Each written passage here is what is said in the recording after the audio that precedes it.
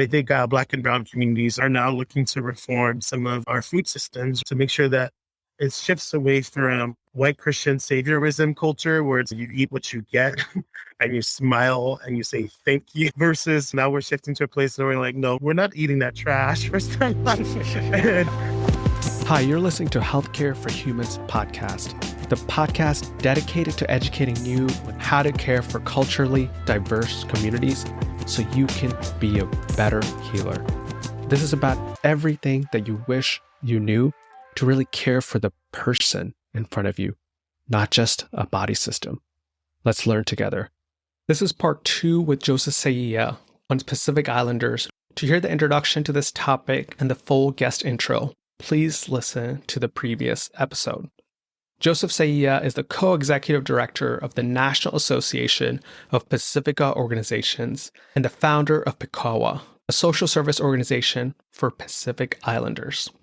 In part 2, we dig deeper into several topics. We discuss the decades of erasure and policy leading to health disparities like the high rate of police killings and homelessness, his focus on organizing and gaining power to make change in governmental policy, the programs that PICA offers, such as Cultural Weavers Program and the Youth Finders Program that offers intergenerational space that helps youth thrive, Joseph's identity as Fa'afafine and what we can learn about gender identity from the Samoan culture, and the consequences of viewing someone as just a fat body that needs to lose weight and not acknowledging their humanity.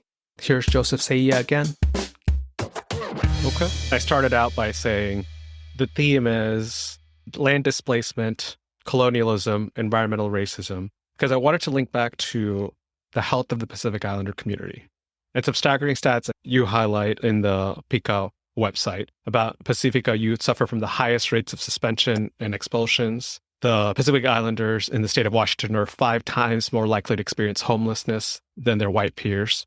That's based on the one night count in 2020. Then there's the healthcare disparities because of COFA and then chronic low wages from being recruited to these factories in the state. So there's a lot of big systemic causes for poor health in Pacific Islander community. I'm not sure what you would like to highlight about that, because I actually want to then flip the perspective of talk about the work you're doing rather than just keep emphasizing all the harm that's been done for the communities here.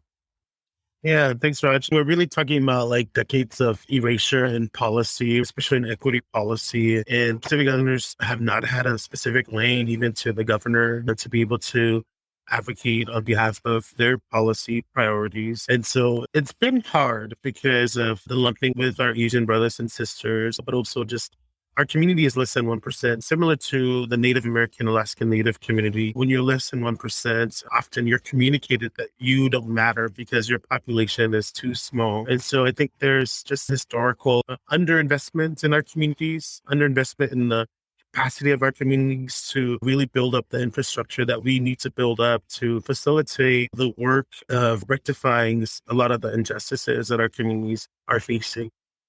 Because of all of that, the decades of erasure we see now in multiple systems, the impacts that Pacific Islanders have had to face. And things like we have the highest killing rate with police departments. When you actually disaggregate Pacific Islander shooting, police-involved killings, you see that Pacific Islanders have suffered at the intersection with the policing system, right? More so than all the other communities, if you look at the rates specifically for every other community as well. And the 5 times more likely to be homeless. I've checked in with the King County Regional Homeless Authority with the work of Lamont Green with the Lived Experience Coalition, and they actually have some newer numbers that says we're 9 times more likely to experience homelessness as they're disaggregating Pacific Islander data from everybody else. And this is replicated in a lot of different systems. We've started our organizing to turn the boat specifically in the K-12 system when we did that study about 10 years ago that looked at the gap, the achievement gap between Pacific Islanders compared to their white Asian peers, and saw the suspension rates, the expulsion rates, the dropout rates. The Pacific Islanders had absenteeism from school, and all those 4 things we were faring the worst in. And after that initial study 10 years ago, we knew to prioritize the Pacific Islanders within the school systems. We need to figure out ways for parents to get more involved. And so for 10 years, we've been offering student conferences for Pacific Islander youth called Uprise. We've also increased the community's role in supporting our Pacific Islander high school clubs and our Pacific Islander college students to be within the high school system so that there's pathways for students to go directly to college, or at least consider college as the next step. Other than you graduate high school, you go work somewhere just so your family can pay bills, which is what happens with our Pacific Islander youth. So we've seen some improvements in the educational field. Now we're trying to go into the other systems, the other places where our numbers are pretty dismal. And recently, PICA has been working with healthcare providers, with the Department of Health, with King County Public Health, and making sure that they are hearing us and we are at the table and that we're co-designing solutions that are actually made by people of lived experience. So a lot of our staff and a lot of our community members, we're trying to make sure that they're at all these tables that they weren't at previously. But not just that, because it's not just enough to be at all these tables, but how do we as a community work towards sovereignty and create our own tables and figure out ways for wealth to be redistributed to our own solution tables so that we're facilitating the work of improving our own health, and to also get a sense of power of how to organize and how to come together and really believe that their lives matter, that their grandparents' lives matter, their kids' lives matter. And it shouldn't be that you're going to the hospital to die. The rates of our mothers actually giving birth is pretty bad because of the setup that is right now. And then carrying that life all the way through to when they're aging. How do our aging elders receive the care that they deserve within these institutions? We put up our Cultural Weavers program because one of the things that we found out from the pandemic is that Pacific Islander elders had nothing to look forward to. They were isolated at home. Sometimes they were often forced to just watch the kids. They were the by de facto babysitters for these families. And a lot of them were depressed and really didn't feel honored. Back home, it's the exact opposite. They are worshipped and treated with so much love and care. And there are people in our families that are specifically given a duty, a lifetime duty to care for them. And that was a very sacred role in Pacific communities. Over here, it's the exact opposite. And so at PICA, we've been building space for the elders to come, to be here twice a week, to be tended to culturally, to be tended to in their health, socially, so that they are less depressed and are able to access a network of care. And they're here. They're speaking their languages, they're singing in their languages, and it's such a beautiful thing to be able to offer up a space of dignity for our elders to access. Yeah. I love just finding ways to resist. I hear a lot of things that you're doing as just ways to find belonging again. I actually like the way you define belonging because I think when we think of belonging, we just think about ourselves and maybe our family. I want people to reflect on their own cultural identity when they listen to this. Because when you say belonging, I think it's also to kin, to culture, to place, to the nation, to the soil, creatures, the cosmos, ancestors, all of that, right? There's this belonging it's like so a part of Pasifika culture that's connected to all these aspects. I don't think we think of that. Yeah, that's it. Belonging. And, once you have a very deep understanding of belonging, you also then have a deep commitment to Indigenous solidarity, right? That Native people here have belonged here for thousands of years. And if you really understood the sense of belonging and not continue to live as if there was nothing here before us and we're just here to get a nice paying job just so our families can climb up economically, anybody can do that. But that's living a life where you just literally are not accounting for the history of a place. Until you're able to respect Indigenous technology and Indigenous wisdom and Indigenous people in the ways that they have held on to 1,000-year-old wisdom traditions of stewardship, we're going down doomsday. We are going down doomsday as a human race, as a planet, because we've adopted very violent ways of being on Earth where we overly consume, where we are very transactional about the resources around us, and we do not allow for resources to have the time to be able to be restored, and things just get used until you can no longer use it anymore. I think the opposite, once we start to understand where our food comes from, once we understand the personhood of the soil, the personhood of the waters, the personhood of the mountains, Native Hawaiians are not just wanting some old mountain back. They actually believe that Mauna Kea is a living being, right? And they're fighting for the dignity that is Mauna Kea, that is a sacred place that their ancestors have always considered a person. And you have to respect that place. similarly to a lot of the Coast Salish people and the way that they respected their waterways, their mountains here, Mount Tahoma, and how Mount Tahoma is really a source of fresh water for this whole region. And I think understanding place is really having a deep commitment to the history of a place, and also for you to be able to then teach that to others. So I have the same responsibility to steward for this place as a Coast Salish person has, since I am on their land right now. So how do you take that on as well as somebody that is a guest? Yeah, exactly. And I want listeners not to just think about, how do we understand this community so I can convince them to take a medication for diabetes? I want people to be more effective in advocating for the community, especially with the power they have, thinking about land stewardship. What does it mean to think about all these other ways of healing? How do we get systems to provide that for folks? I also wanted to highlight this other program that you have directly helping folks with the family wellness navigation and delivering food to folks, especially in times of food insecurity. How do people get connected to that when they're in need, and how do you identify those folks?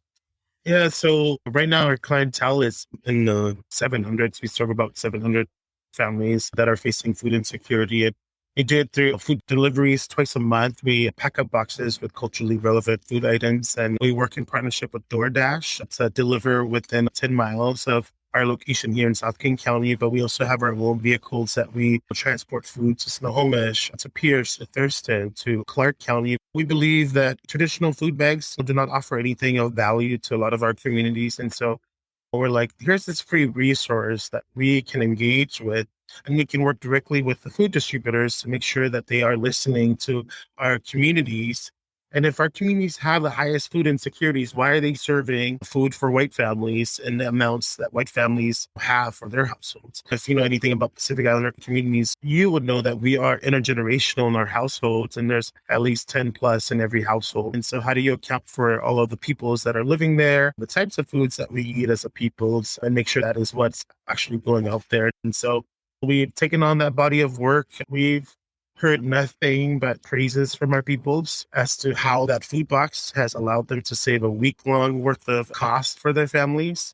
And if you're thinking about it, if we're doing it twice a month, that's 2 weeks of us covering hundreds of dollars that now these families are able to save so that they can do something else with it. So it's hugely successful. I think we're one of the very few ethnic assigned food banks in the state of Washington, because we are a designated food bank as a partner with the food distributors. And I know that the Latino community has their own system set up as well through my friend Roxana Garcia, who's doing tremendous work with Alimentando, which is a Latin-specific food bank. But I think Black and Brown communities are now looking to reform some of our food systems to make sure that it shifts away from white Christian saviorism culture, where it's you eat what you get and you smile and you say thank you, versus now we're shifting to a place where we're like, no, we're not eating that trash. First of all. And second of all, how do we make sure that the tax dollars that are being used by these food distributors are actually ending up in Black and Brown tables?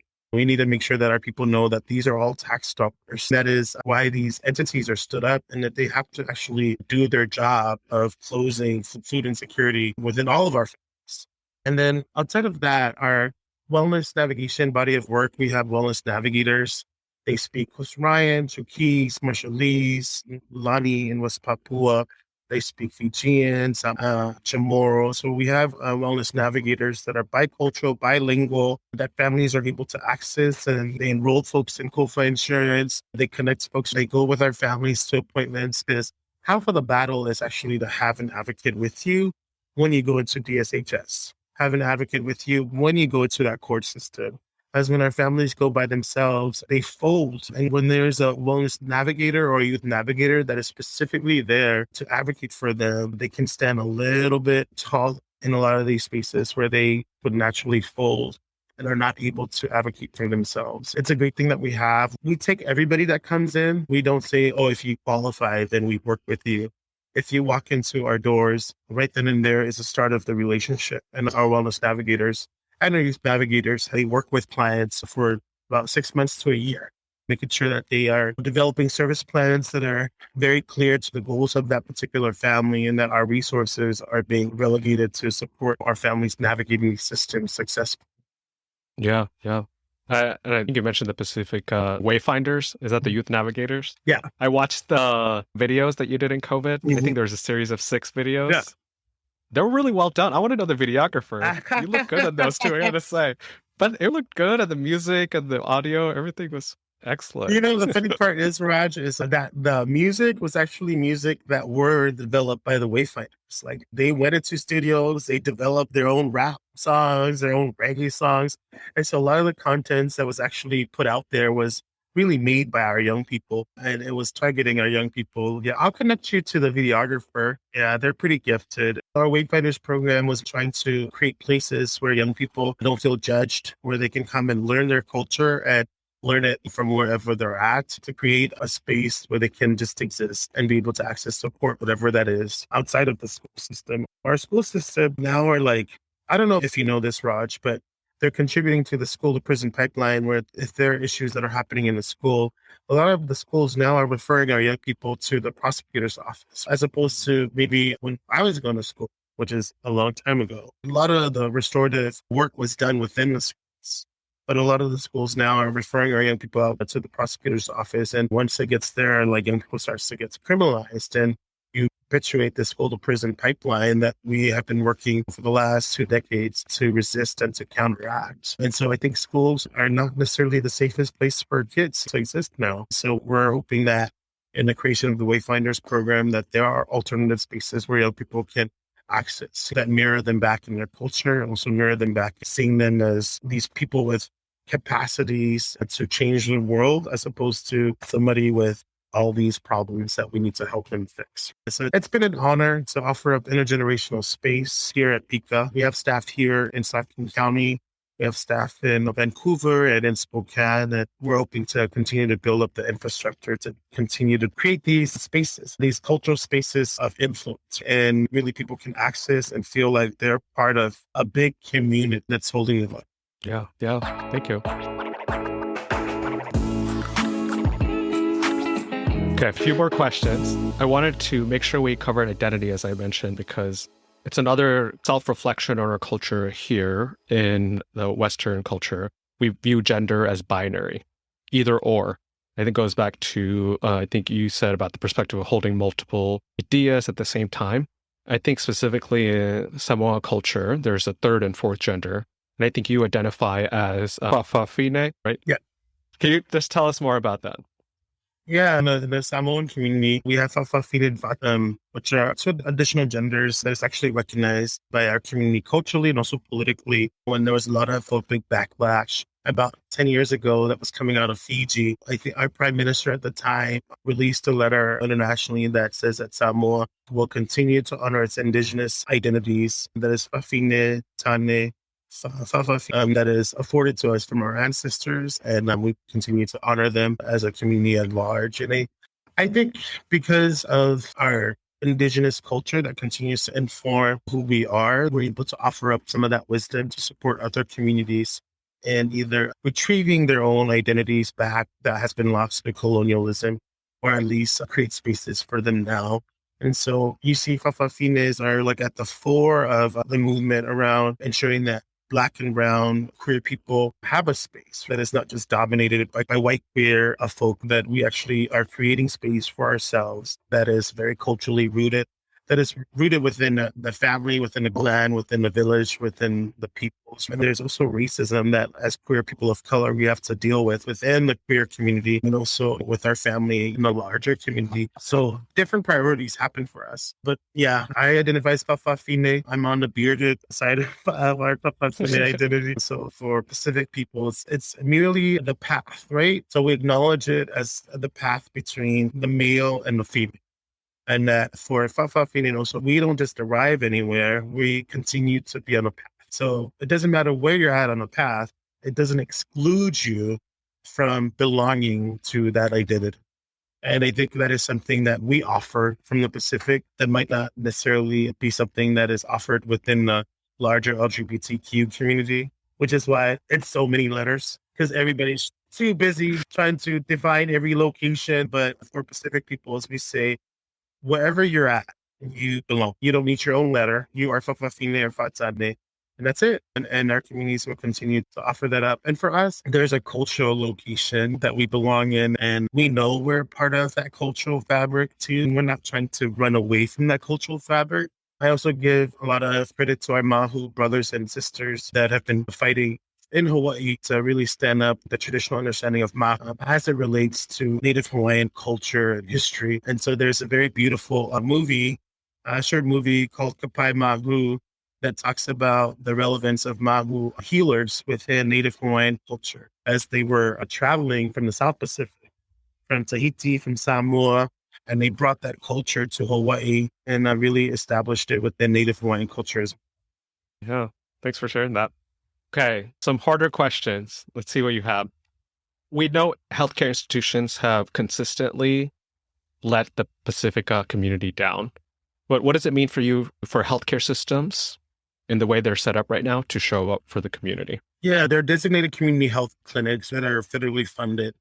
And I will say that none of them have learned how to serve Pacific Islander communities very well. But we know from looking at Native Hawaiian healthcare system, the community health clinics that are set up for them, such as Native Project in Spokane and also the Seattle Health Indian Board, that they actually do exactly what they are set up to do, which is very beautiful because they get to determine what health looks like, what healthcare should look like, the hospitality that's offered within their healthcare system.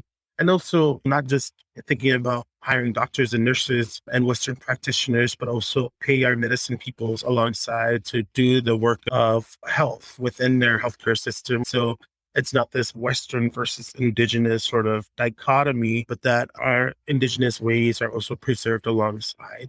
I actually had a story where there was a woman that had really bad diabetes and she had went to a doctor and the doctor was telling her, you need to take this medicine, you need to do this and that, otherwise you're going to die from diabetes. And she told the doctor that she was actually going to go back home and see a Samoan medicine person, a taula sea. So she went back home. She came back 6 months later. She was completely healed.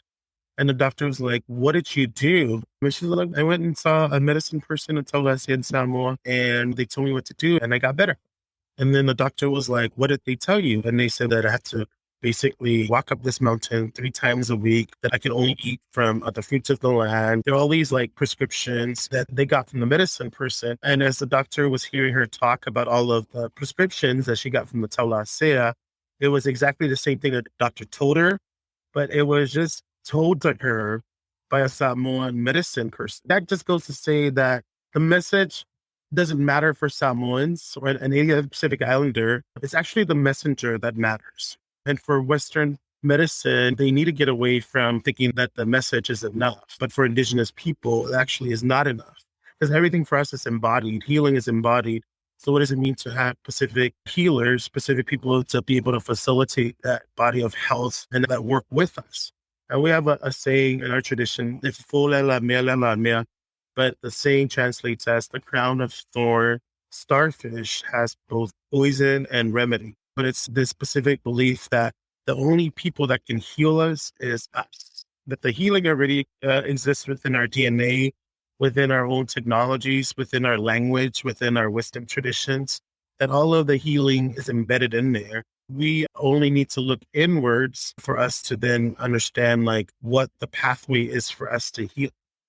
And that's the same with food, right? There was a huge study that was done in Hawaii where they did a study of Native Hawaiian Pacific Islanders where they put them on indigenous foods. They can only eat foods that our ancestors ate.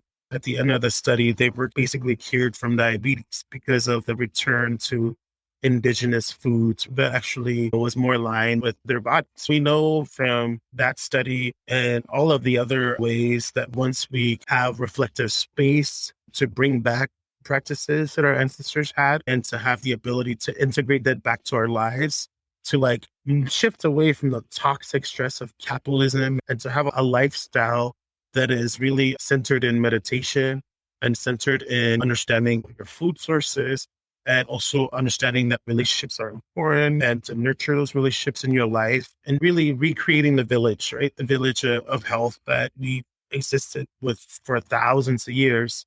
How do we bring that back here so that we have it here and we're able to shift to a healthier state as a community? Yeah. That's something we need to aspire to. No wonder you keep talking about the exoplant. I'm like, yeah, I want that.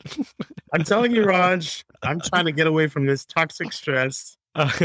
Well, until we get to a place where the Pacific community is trained as clinicians or care for the community, you're going to show up to a clinician and they're going to be American. You're going to be me. I'm Indian. Anyone.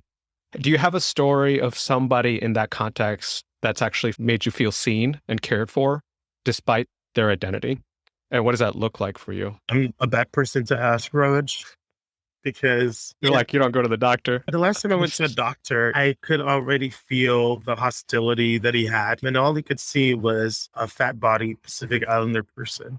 Because his only prescription to me was, you need to lose weight. And that was 4 years ago that I saw him. And then I never went back. As much as I do talk about health and re-engaging our healthcare system, I have to do some work on my own to really think about how to engage with the provider. That, as a matter of fact, we have one Pacific Islander doctor that works out of Skagit County. I actually call him for support. He's a good friend of mine. I call him and he'll sometimes prescribe stuff over the phone, but he talks to me with respect. And that is the only person that actually goes for medical advice. But I'm very privileged in that I have a relationship with the Pacific Islander doctor and other peoples do not. I say paying attention to the humanity of a people, like when extended families are coming to say goodbye to their loved one in the hospital, do not make it a hostile environment. Do not do the white thing of only 2 people at a time. Like, how do you extend hospitality and also space for people to do their cultural protocol around grieving somebody that's transitioned? We have so many cultural protocol that we have to do that matters just as much as what doctors think matters. For us, it's dignity matters. Even when you transition, the dignity of the person and the dignity of a family that's surviving all matters. And we don't give up on our families when they're dead. It's not that we think that they died and that's it. We actually are people that are very much committed to the next world, whatever that is. And that's in our indigenous practice and also in our Christian practice, that they're going to a different place. And so protocol very much matters. And if you come to the islands, especially Samoa, you'll see that all of our relatives that have moved on are actually right in front of our homes, on the side of our homes. Like, we continue to commune with them, even in their death, we commune with them. And it's a very peculiar thing that Islanders do that I don't think other communities do as much. I think the Latinos, they celebrate El Dia de los Muertos like once a year. We celebrate it every day. Pacific Islanders, all their shirts, they have their relatives that have passed on. They'll make shirts out of them. There's a lot of memorabilia within the community to honor those that have passed. But that's also sad too, because for Pacific Islanders, at least, there's so many disparities in health that we're constantly going to funerals. It would be nice to not have a culture that's constantly accommodating for funerals at such fast rates. So how do we work to keep our people alive and living longer and healthier lives versus seeing them go to the grave too? Okay. Any other final advice? I want this to be a resource for all clinicians. A lot of Islanders do come off as comprehending English. The truth of the matter is we might comprehend English, but we're not comprehending culturally.